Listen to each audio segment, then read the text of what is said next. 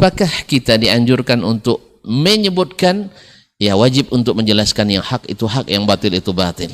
Walaupun tersinggung yang tersinggung, tersungguh yang tersungguh. Karena yang namanya dakwah itu tidak pernah tidak membuat orang tersinggung.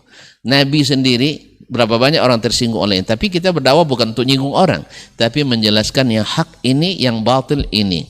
Sudah menjelaskan yang hak itu hak, tak mungkin tidak tersinggung. Di masalah apapun. Orang antum lihat dokter, kalau dia jujur kepada orang pesakit, bapak sakitnya ini, tersinggung dia, Pak saya sehat walafiat. Bapak bilang saya mandul katanya. Nah, dia terima pada awalnya. Tapi kalau orang yang Allah inginkan kebaikan baginya, dia pikir-pikir lagi, dokter ini ahlinya, saya bukan ahli. Saya merasa sehat, tapi berapa banyak orang merasa sehat ternyata tidak sehat. Berapa banyak orang merasa benar ternyata tidak benar. Berapa banyak awalnya Umar dulu menentang Nabi SAW, tersinggung oleh dakwah Nabi. Dia sesat-sesatkan kita.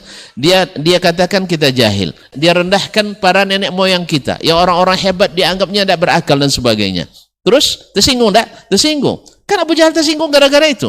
Tapi akhirnya Allah bukakan bagi Umar kebaikan. Oh ternyata kita dulu dalam kesalahan.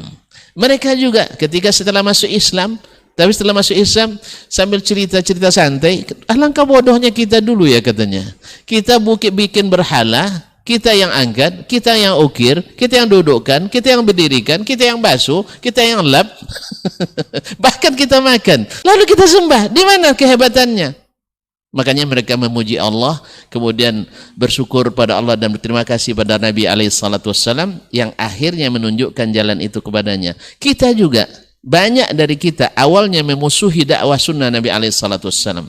Yang disebut sekarang Muslim dakwanya namanya Talafi, itu bagaimana, nanti terserah orang memberi gelar Wahabi dan sebagainya. Awalnya sulitnya luar biasa. Tetapi setelah kita mendengarkan berkali-kali, berulang-ulang, akhirnya Allah buka pintu kebaikan.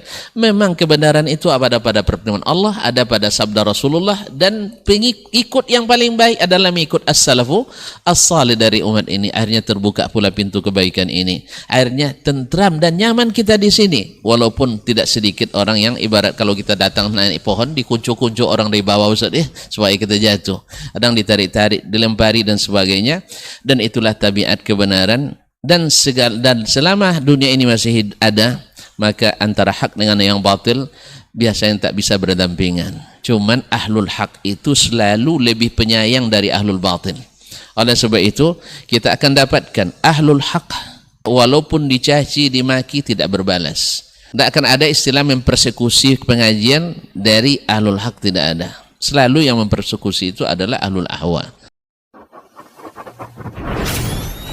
Robbani, merajut ilmu dan peradaban.